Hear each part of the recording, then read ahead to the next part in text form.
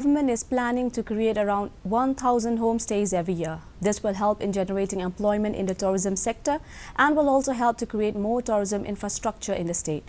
Informing this, Meghalaya Tourism Minister Paul Lyngdoh said a loan agreement will be signed between the Government of India and the New Development Bank (NDB) to fund the Meghalaya Eco-Tourism Infrastructure Development Program. Apart from that, the Tourism Department will execute planned inclusion of Orchid Lake Resort, Polo Orchid Shillong under the joint venture model.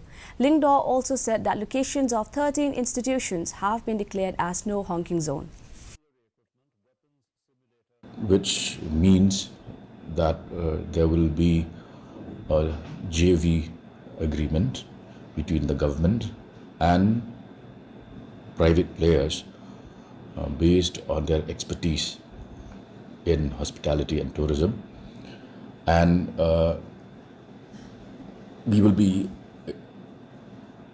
we expect to be able to generate extra revenue through this project, through this loan agreement.